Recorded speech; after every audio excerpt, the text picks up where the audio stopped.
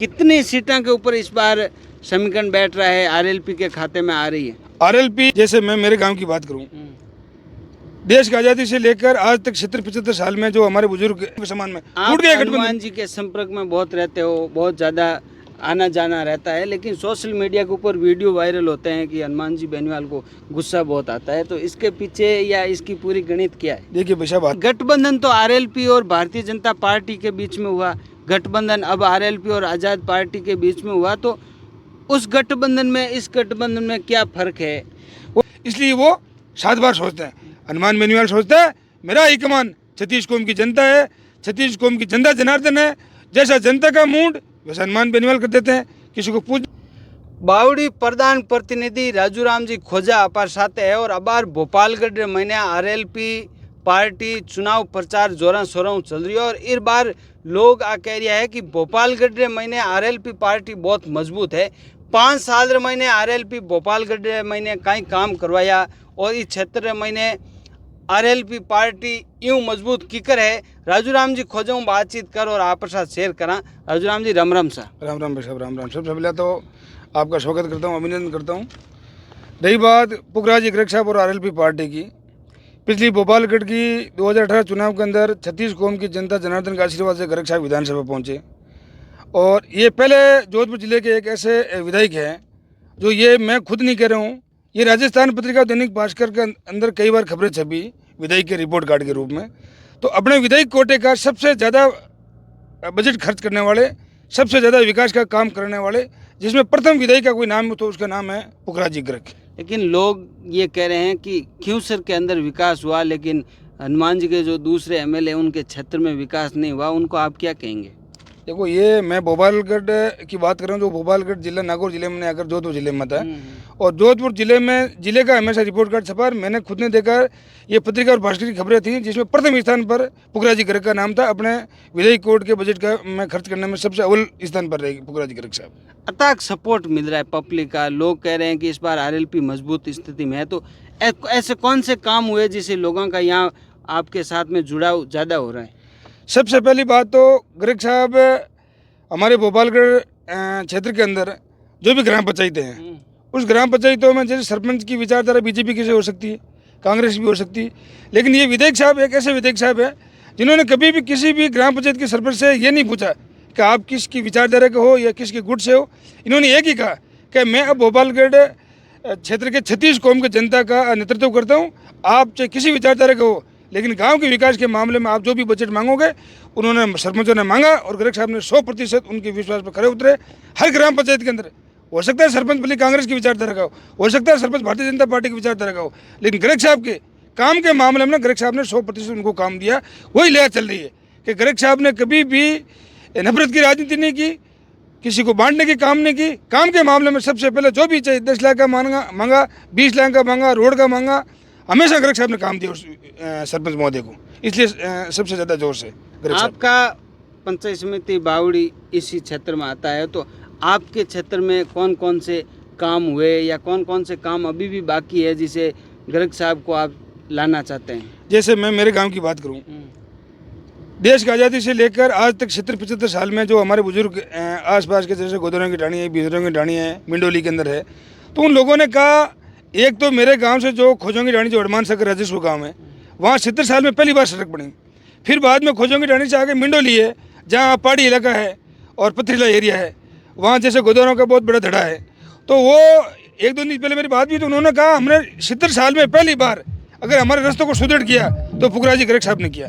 रोडों का जाल बिछाया, हर ग्राम पंचायत को विकास का काम दिया और सबको साथ लेकर चलकर बिल्कुल साधारण सिंपल 8 वर्ष के बच्चे को और 60 साल के बुजुर्ग को ग्रेग साहब ने वो मान सम्मान दिया। कभी भी एमएलए होना का इन्होंने एहसास नहीं करवाया। वो बहुत बड़ा जोश है, उम्मीद है, माताएं, बहनें, युवा, बुजुर्ग सबके मन में एक ही है, शालीनता, विकास में सबसे अव्वल जो इनके हाथ में था वो कर दिया ग्रेग साहब ने। आरएलपी पार्टी कौन से काम कर रही है जिसे जनता को खूब सपोर्ट मिल रहा है? आरएलपी को इस बार बता रहे हैं कि आरएलपी पार्टी मारवाड़ में विशेष बहुत भारी बहुमत के साथ में सीटों के ऊपर वोट ला रही है।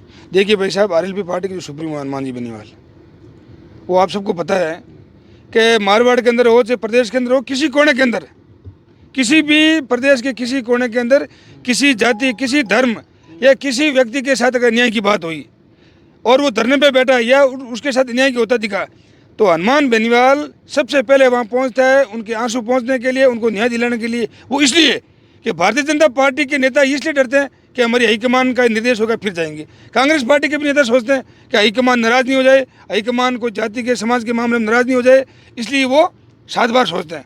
हनुमान बेनीवाल सोचता है मेरा हाईकमान छत्तीस कौम की जनता है, छत्तीस कौम की जनता जनार्दन है, जैसा जनता का मूड वैसा हनुमान बेनीवाल कर देते हैं।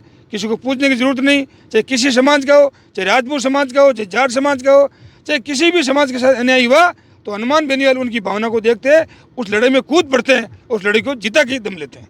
इसलिए हनुमान बेनीवाल की मारवाड़ में और राजस्थान में लहर है, वो यही मुख्य कारण है।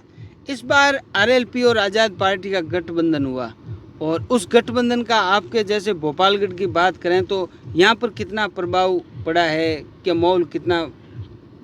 देखिए, कई साथी है जो जोधपुर विश्वविद्यालय से मेरे साथ सहपाठी रहे जोधपुर यूनिवर्सिटी के अंदर, उन लोगों का गठबंधन होने के बाद, हालांकि वो पहले ही मेरे परिचित थे, मेरी बातें उतरी थी परिवार के मामले के अंदर, व्यक्तिगत रिलेशन के, लेकिन जैसे ही गठबंधन की आट हुई और चंद्रशेखर आज़ाद साहब ने कॉन्फ्रेंस की, दूर से दिन ही मेरे पास फ़ोन आना, व्हाट्सएप पर मैसेज आना, कई लोग व्यक्तिगत रूप से मेरे से मिले कि भाई साहब अब लड़ाई लड़ने का मजा आएगा। चंद्रशेखर भी दलितों के मसीहा है और किसानों के मसीहा हनुमान बेनीवाल है, 2 ताकतें प्रदेश में साथ जुटेगी और अब कहीं ना कहीं कई सीटों पर जो 21-20 था वहाँ 100% जीतेंगे। वो बहुत बड़ी उम्मीद और बहुत बड़ा जोश दलित भाइयों को मुझे मिल रहा है, सहयोग भी मिल रहा है और हर काम के अंदर, मीटिंग के अंदर, उनकी बातों के अंदर, उनके जज्बे के अंदर बड़ी मजबूती दिख रही है मुझे। लेकिन गठबंधन तो आरएलपी और भारतीय जनता पार्टी के बीच में हुआ, गठबंधन अब आरएलपी और आज़ाद पार्टी के बीच में हुआ, तो उस गठबंधन में इस गठबंधन में क्या फ़र्क है? वो इसलिए भाई साहब कि लोकसभा चुनाव के अंदर हनुमान जी बेनीवाल ने भारतीय जनता के पार्टी के साथ गठबंधन किया। उनके छोटे भाई नारायण जी बेनीवाल जो बाई इलेक्शन लड़े थे उसमें भी भारतीय जनता पार्टी के साथ गठबंधन था, लेकिन गठबंधन टूटने का कारण था कि जो हमारा अन्नदाता, जो हमारा माई बाप, जो हमारा भगवान है वो किसान है, किसान तकलीफ में था। तो हनुमान बेनीवाल अपना खुद का स्वार्थ नहीं देखकर भारतीय जनता पार्टी का गठबंधन अन्नदाताओं के समान में, किसान कौम के समान के अंदर 1 सेकंड में ठुकरा कर किसान कौम के साथ धरने पे बैठ गए और किसानों को न्याय दिलाया। और आज आपको पता है उसी ताकत के बदले आज तीनों जो कृषि के काले कानून थे और वो वापस हुए, वो ताकत थी और हनुमान बेनीवाल सही उचित निर्णय लिया। गठबंधन टूटने का कारण यही था कि किसानों के साथ न्याय नहीं होने देंगे, काश्तकार कौम के साथ न्याय नहीं होने देंगे, जो हमारे देश के मुल्क का पेट भरने का काम करते हैं। कठिन परिश्रम के अंदर, चाहे सर्दी हो चाहे गर्मी हो, अन्नदाता खेत के अंदर धरती माँ का सीना फाड़ कर अनाज का बीज डालकर छत्तीस कौम का पेट भरने का काम करता है। उसको दुख तकलीफ में हनुमान बेनीवाल देखना नहीं चाहता था, इसलिए कूद पड़े किसानों के समान में, टूट गया गठबंधन। हनुमान जी के संपर्क में बहुत रहते हो, बहुत ज़्यादा आना जाना रहता है, लेकिन सोशल मीडिया के ऊपर वीडियो वायरल होते हैं कि हनुमान जी बेनीवाल को गुस्सा बहुत आता है, तो इसके पीछे या इसकी पूरी गणित क्या है? देखिए भाई साहब, हाथी चलता है तब आपको पता है कई विरोधाभास होते हैं और एक साधारण किसान कौम का बेटा अगर इतनी बड़ी ऊंचाई पे जाता है ना, उसकी पॉपुलरिटी होती है। अगर कोई व्यक्ति घर पे आराम से खाना खाकर सोए ना, उसका कोई विरोध नहीं होता है। जो मैदान में आएगा तो उसके खिलाफ तो प्रतिक्रिया होनी तय है और उस प्रतिक्रिया से हनुमान बेनीवाल के पार्टी के जो टीम है उनमें कभी कोई फर्क नहीं पड़ता है। विरोधी है, उनका काम कर रहे हैं, हम हमारा काम सकारात्मक दिशा में काम कर रहे हैं, सबको साथ लेकर चल रहे हैं। राजस्थान को नई आयाम स्थापित करेंगे, किसान, काश्तकार, कौम, जवान, मजदूर सबको न्याय दिलाने की लड़ाई लड़ रहे हैं और इसमें सफलता मिलेगी निश्चित रूप से। कह रहे हैं कि भोपालगढ़ में हम बहुत मजबूत है और आज के दिन अगर मानी जाए तो राजस्थान के अंदर जो मजबूत सीटें गिनी जा रही आरएलपी में, उनमें से भोपालगढ़ एक सीट है। मुख्य रूप से प्रथम खाता भोपालगढ़ से खुलेगा। कितनी सीटों के ऊपर इस बार समीकरण बैठ रहा है, आरएलपी के खाते में आ रही है? आरएलपी और आज़ाद पार्टी दोनों मिलकर प्रदेश के अंदर 30 से ज़्यादा सीटें ला रही है आज की तारीख के अंदर।